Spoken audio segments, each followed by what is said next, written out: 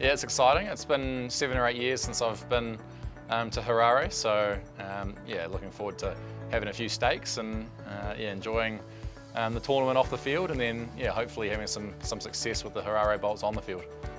You know, as the formats get shorter, you know, your bowling attack becomes really important. I think you know, because there's 6 or 7 batters that only have 60 balls to share between them, you know, an individual batter probably isn't as important, whereas an individual bowler who can provide 12 balls of high quality is probably even more important.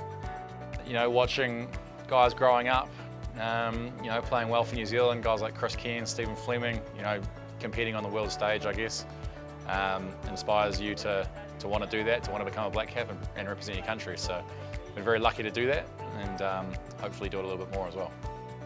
My first test at Wellington, scoring a test 100 and being there with Brendan McCullum when he got his 300 was a pretty cool memory. And then basically any world tournament, you know, big wins in World Cups, the semi-final against India in 2019, yeah, West Indies at Old Trafford, yeah, you know, those big games that mean a lot on the world stage.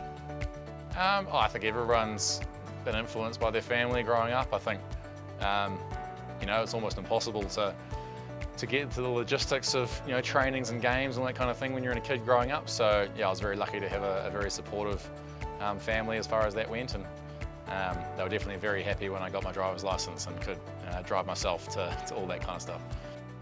Beyond competition, sports, I think it teaches you a little bit about life, about, you know, being able to get on in an environment, being able to strive for success and be happy for each other, and also share in failure as well, which is a huge part of the game. So yeah, I think it builds you up as a person, really, being in sports teams, being in sports environments, especially growing up. So yeah, it's a huge part of who I am, I guess.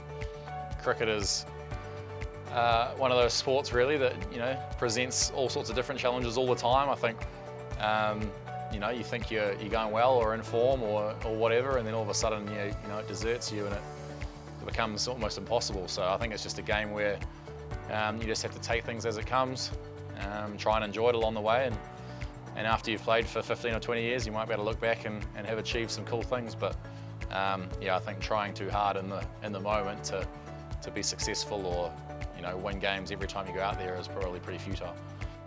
Some days you're the pigeon, some days you're the statue. And you're gonna have success, you're gonna have failure. You're probably gonna have a lot more failure than you have success, but if you can enjoy just the act of being and enjoy, you know, playing and competing and do your best, then that gives you the best chance to be successful.